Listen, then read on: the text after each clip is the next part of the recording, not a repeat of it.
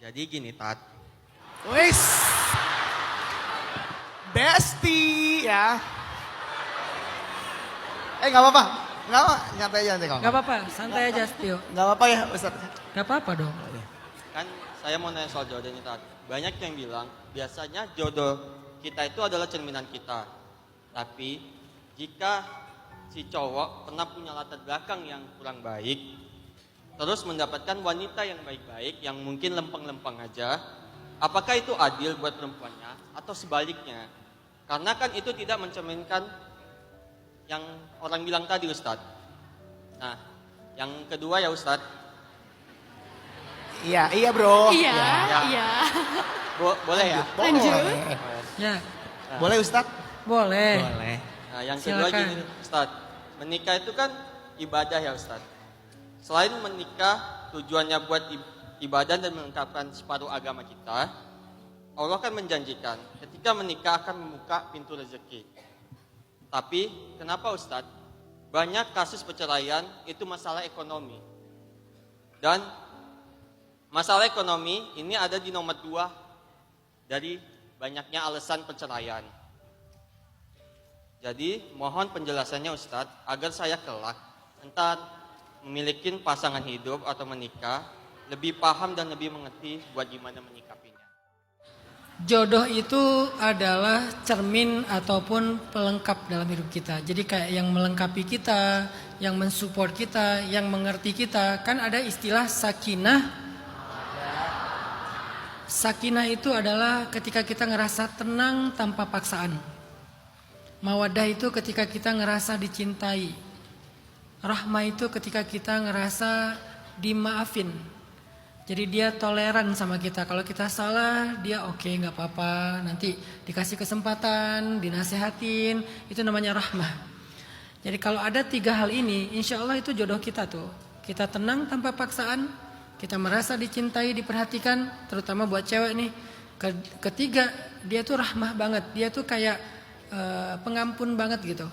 Kalau ada apa-apa dia maafin, dia ampunin, dia tolerir, dia nggak langsung menghukum atau marah-marah. Itulah jodoh. Tapi kenapa ya ada orang yang nemu pasangan justru nggak jadi cerminan, nggak jadi pelengkap bagi dia. Berarti itu bukan jodohnya, tapi itu ujiannya. Berarti itu ujiannya. Sayyidah Khadijah sebelum menikah dengan Nabi Muhammad 2 kali diuji dalam perjodohan. Menikah yang pertama suaminya meninggal, menikah yang kedua bercerai. Apakah itu jodohnya Khadijah? Bukan. Kedua laki-laki itu adalah ujian bagi Khadijah. Yang satu ujian karena kehilangan, yang satu lagi ujian karena kekecewaan. Tapi dengan ujian-ujian itu, tadi kita jawab, bisa taisir, bisa tarbiyah, bisa taubah, bisa apa satu lagi? Takhfif. Maka Khadijah belajar banyak hal. Khadijah mendapatkan banyak hikmah sampai kemudian Khadijah ada di level yang pantas untuk Nabi Muhammad SAW bertemulah dengan jodohnya itu Rasulullah SAW. Jadi ada yang langsung ketemu jodohnya, ada yang diuji dulu dengan pernikahan yang gagal atau hampir menikah nggak jadi dan seterusnya. Semua itu adalah ya tadi jalan-jalan takdir. Ada yang langsung pas banget, happy banget. Tapi mungkin nanti diujinya dengan yang lain, diuji dengan mertua, diuji dengan anak. Ya ada aja. Karena kalau Allah ngasih kesulitan, karena pengen Allah kasih kemudahan.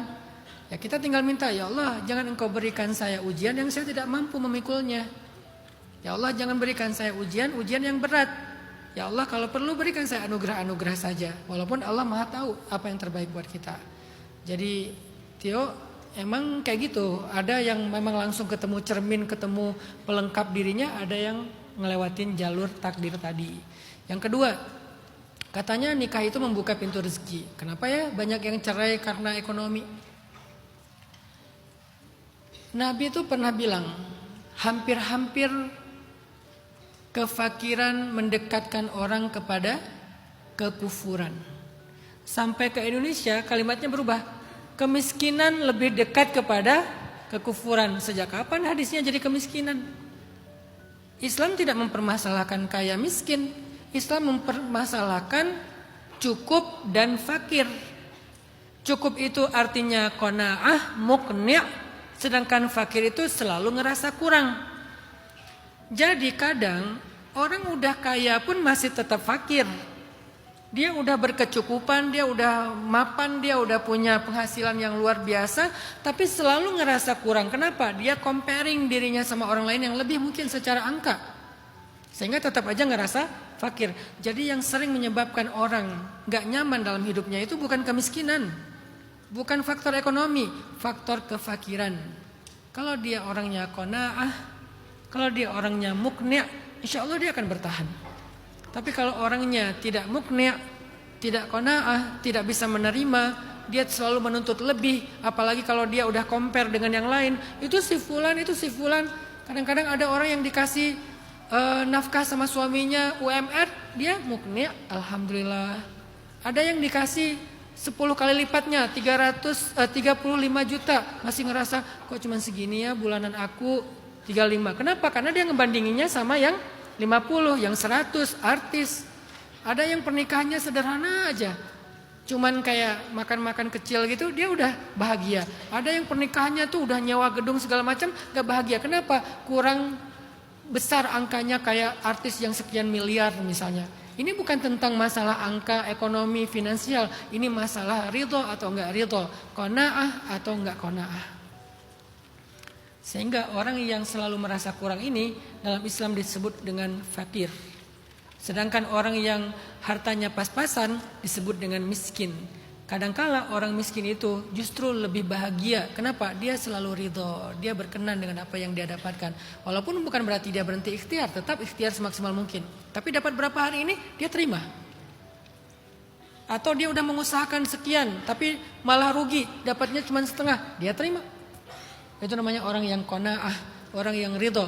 Sehingga Nabi SAW bersabda, "Man radhiya biqalilin minar rizqi, radhiyallahu minhu biqalilin minal amal." Siapa yang ridho dengan rezeki yang sedikit, Allah juga akan ridho kepada dia dengan amal yang sedikit. Saya tahu diri lah, kalau amal saya itu sedikit pas-pasan. Jadi saya kalau dikasih Allah ya saya ridho, berapapun yang Allah kasih saya ridho. Atau diambil dari saya ridho. Ya terserah Allah aja lah. Dikasih banyak bersyukur, dikasih yang menurut kita kurang ya sabar, tetap ridho. Ridho itu antara dua aja, antara syukur sabar, namanya dua-duanya ridho. Jadi itu Tio, bukan tentang ekonomi menurut saya, tapi tentang perasaan mau ridhokah, mau qanaahkah, atau mau merasa fakir, selalu ngerasa kurang.